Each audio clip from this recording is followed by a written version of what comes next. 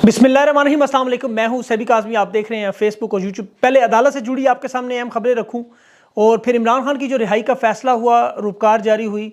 अब इमरान खान का एक बड़ा अहम वीडियो पैगाम भी अब जल्द सुनेंगे, उसके बारे में मैं तफसील से आपके सामने रखता हूँ कि मामला क्या है। और नवाज शरीफ की नाअहली का फैसला ख़त्म हुआ, जहांगीर तरीन को भी अहल करार दिया गया, लेकिन यहाँ एक बड़ा मसला आ गया। यहाँ बिलावल की अमरीकी मुलाकात, तमाम गिले शिकवे भी सामने आ गए और नवाज शरीफ को वजारत उज़्मा में रोकने की वारदात भी है। ये तफसील मैं बताता हूँ। जस्टिस जे आफरीदी ने आज इख्तलाफी नोट भी जारी किया जो फैसला था काजी फायज़ के साथ। एक वीडियो में आपको दिखाऊंगा जिसका आपको अंदाज़ा होगा कि ये सारा मामला हुआ कैसे। ख़ास तौर पर नून लीग की जो मुलाकात जिन रहनुमाओं से जिस तरह वीडियोज़ के ज़िक्र होता रहा, वो वीडियोज़ किस तरह की थी। और अभी जो मुलाकात आपको पता है बड़ा अहम मामला लंदन प्लान के हवाले से, वो कितनी हद तक कंप्लीट हो चुका है और कितनी हद तक वो रहता है। ये सारा मामला पाकिस्तान की आवाम के पास माजी में रखा गया, 2-3-4 मरतबा रखा गया, लेकिन लोगों ने शायद उस पर गौर नहीं किया।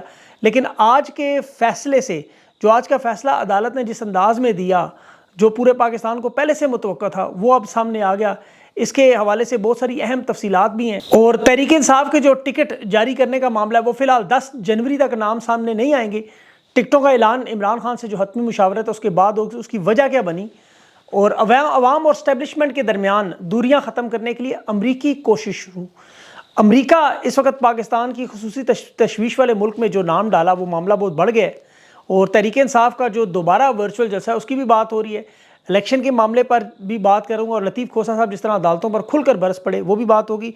बाजोड़ में अपने ही पुलिस एहलकारों को सलामी पेश कर रहे हैं, एहतजाज करने से बाइकाट क्यों किया गया। और शुमाली वज़ीरिस्तान में हवालदार मोहम्मद ज़ाहिर वो भी शहादत पा चुके हैं। चौधरी परवेज़ इलाही के साथ जो मुलाकात नाकाम हुई, उसका नतीजा परवेज़ इलाही और उनकी अहलिया का चकवाल से कागजात नामजदगी जो मुस्तरद किए गए।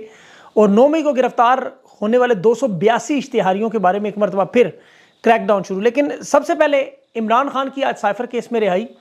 जज अबुल हसनात ने रूपकार भी जारी की, वहाँ पे ज़मानती मुचलके वो भी जमा हुए। अब इमरान खान के ऊपर जो केसेस हैं वो 190 million pound Al-Qadir trust, Toshakhana नैब केस, जिसमें इमरान खान को बेगुनाह जेल में रखा गया है। देखिए, तोशाखाना केस में कानून मौजूद है कि आप गाड़ियां नहीं ले सकते। नवाज शरीफ लेकिन वही गाड़ियां इस्तेमाल करते रहे। मरियम नवाज से नैब में जो जिस गाड़ी पे आती नहीं, आसिफ जरदारी, यूसुफ रज़ा गिलानी, ये तमाम गाड़ियां दिन दिहाड़े कानून को रोंद के 24 करोड़ अवाम के सामने कानून का मजाक उड़ाया गया।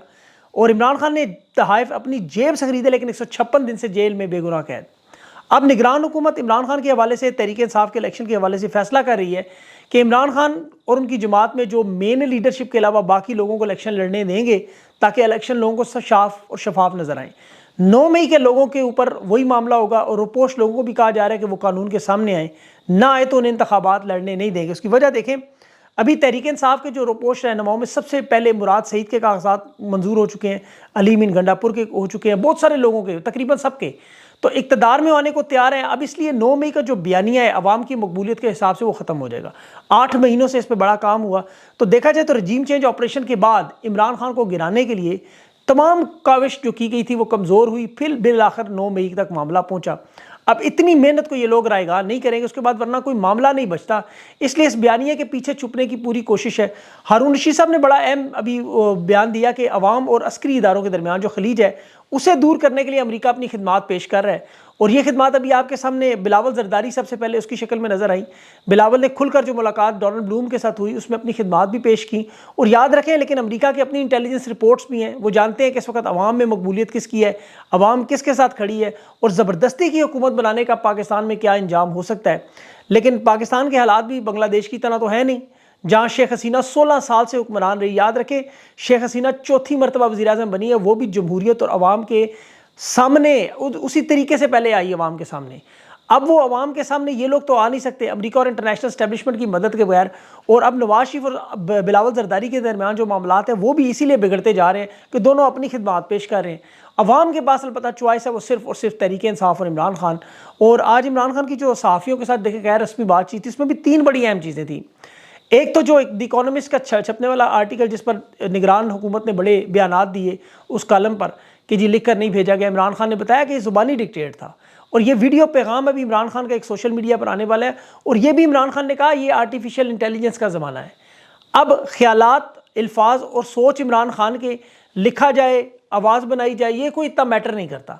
ابھی تک یہ لوگ معاملہ سمجھ نہیں پا رہے۔ جاوید ہاشمی صاحب نے، میری اس دن بھی بات ہوئی تھی، انہوں نے جو کتاب لکھی تھی تو وہ خود بتایا تھا کہ جیل کے اندر جیمرز لگے ہونے کے باوجود برلاس صاحب جب وہ آرٹیکل لکھتے تھے، کتاب لکھتے تھے، چھوٹے چھوٹے ٹکڑوں میں جاوید ہاشمی کے خیالات باہر لاتے تھے۔ اسی طرح بہت سی اور بھی کتابیں تھیں، انٹرویوز آڈیو کی صورت میں باہر آتے رہے۔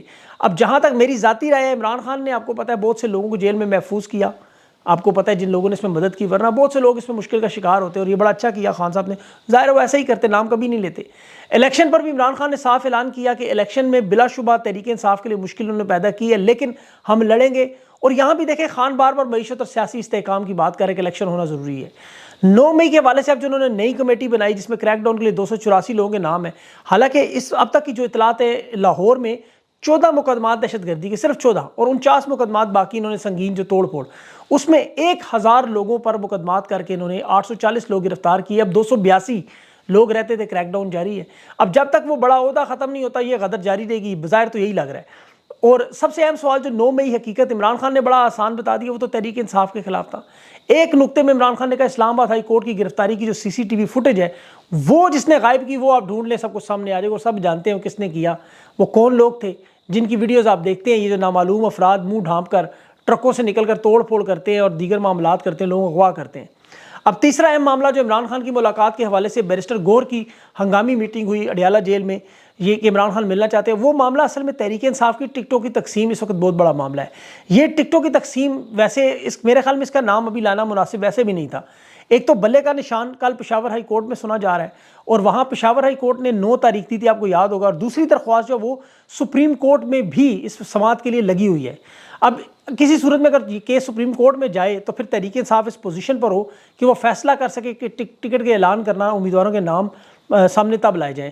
اب انتخابی نشان سامنے نہ ہو تو پھر یہ معاملہ ذرا تھوڑا مشکل ہو جاتا ہے۔ اس پر ویسے بھی مسائل دیکھیں ٹکٹوں کے اجرا پر ابھی تک کسی پارٹی نے اناؤنس نہیں کیا، ہر پارٹی میں یہ مسائل چلتے ہیں، خاص طور پر الیکشن کے دنوں میں، اور یہ ہر شخص پارٹی کا ٹکٹ لینا چاہتا ہے۔ اور سب سے اہم سوال دیکھیں بلے کے نشان پر ہے، اب یہ جب تک فیصلہ سامنے نہ آئے کہ کس حلقے میں کتنے امیدوار ہیں، کس کو تحریک انصاف اور عمران خان کی حمایت ہوگی، انہی لوگوں کو نام سامنے آنے چاہیے۔ اس طرح پہلے نام جاری کرنا بہت بڑا مسئلہ ہے۔ یہاں پر ایک بڑی اہم بات، بہت سے لوگوں کے چہروں سے نقاب بھی اٹھے گا کہ جن کے لیے ٹکٹ ہی سب کچھ ہے، اور بہت سے ایسے لوگ جو سیاست سے اس مقصد سے کر رہے ہیں کہ ٹکٹ ہمارا ہے، اس وجہ سے ہم اقتدار کی خواہش میں نظریہ بے شک پیچھے رہ جائے، اور یہ بڑی تھوڑی تعداد میں لوگ ہیں، کیونکہ عوام اس وقت اتنی باشعور ہو چکی ہے، ہر حلقے کے لوگ اپنے حلقے کے امیدواروں کو جانتے ہیں کہ 9 مئی کے بعد یہ لوگ کہاں کھڑے تھے۔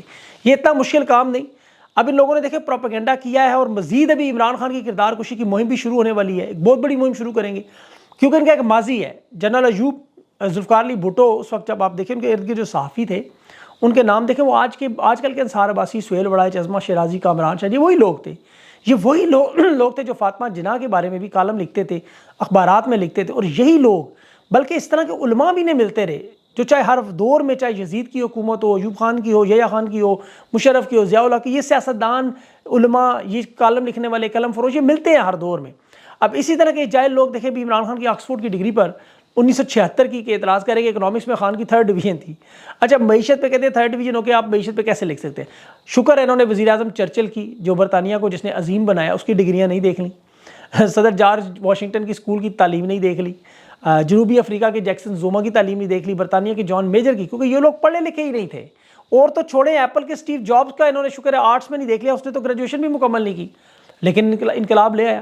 یہ کاغذ کے ٹکڑے ضرور اہم ہیں، لیکن اہم بات سب سے زیادہ یہ ہے کہ ان سے زیادہ میں اکثریت جو ہے، میں دعویٰ کرتا ہوں کہ آکسفورڈ یونیورسٹی کے یہ سیکیورٹی گیٹ سے بھی آگے نہیں جا سکتے۔ میں آپ کو دعویٰ کر کے کہتا ہوں، جائیں ذرا ٹرائی کریں، اس بلڈنگ کے پاس کھڑے ہو کے تصویر بھی ایک فاصلے تک، ورنہ سیکیورٹی گارڈ نے آ کے ادھر ہی روک دینا ہے۔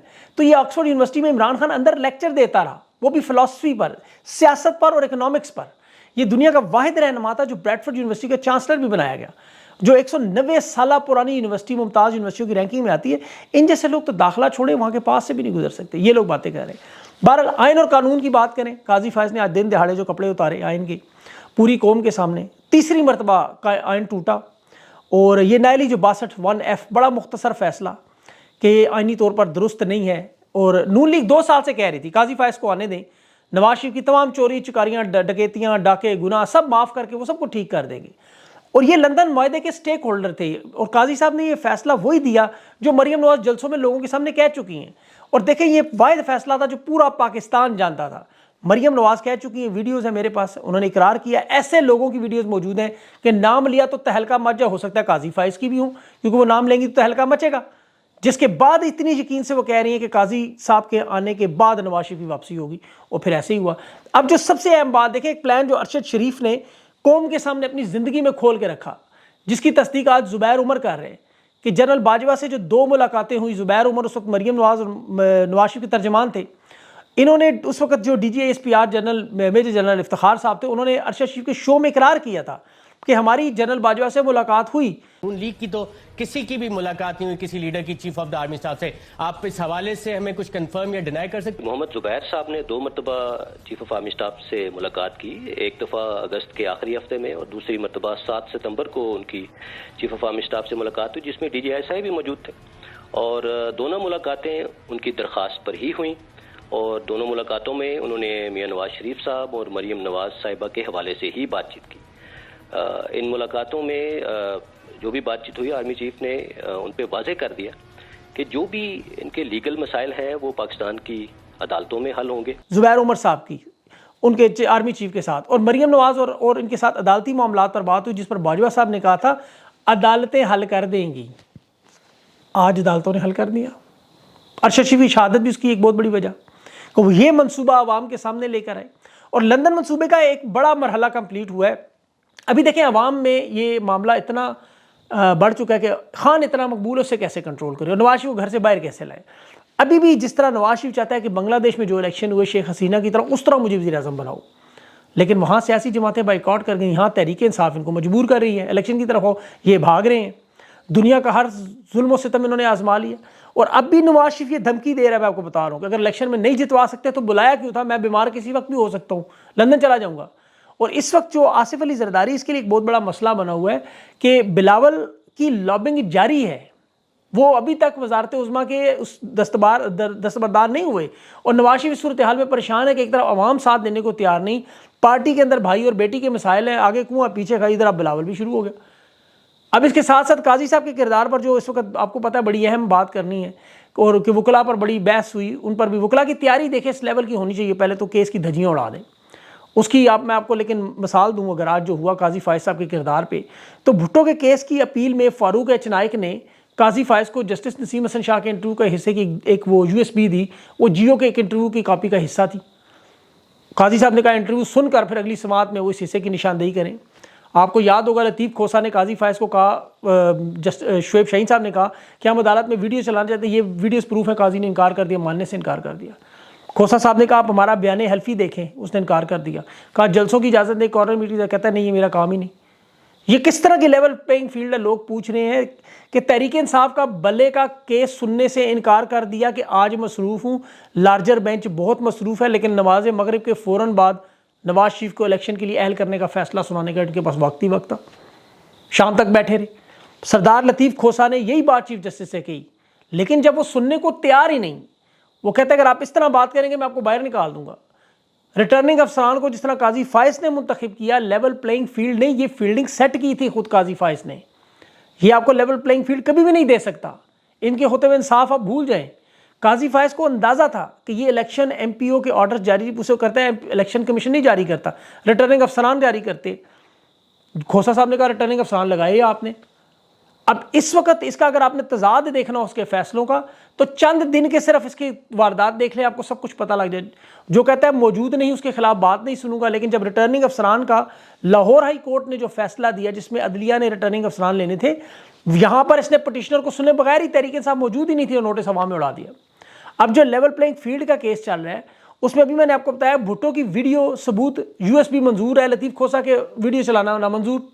عمران ریاض کون ہے وہ پتہ نہیں, لیکن اسد طور اور متی اللہ جان کو جانتے ہیں. Tehreek Insaf level playing field مانتی تھی, اسے کہتے ہیں کچن میں کیوں جاتے ہو اگر گرمی لگتی ہے. دھرنا کیس یاد ہے, ذوالفقار علی بھٹو کا کیس یاد ہے, ستارتی ریفرنس میں انصاف دینا یاد ہے, لیکن جب ارشد شریف کی بات ہو, عمر ڈار کی والدہ اور بیٹی باہر عدالتوں کے کھڑی ہو کے در بدر ہو, انہیں نہیں بلانا. ایک طرف کہتا ہے قانون سب سے اوپر ہے, سپریم ہے آئین, لیکن سادہ اکثریت سے جو پارلیمنٹ نے آئینی ترامیم دی اس کو جائز قرار دے دیا. 9 بندوں کی ترمیم تھی وہ.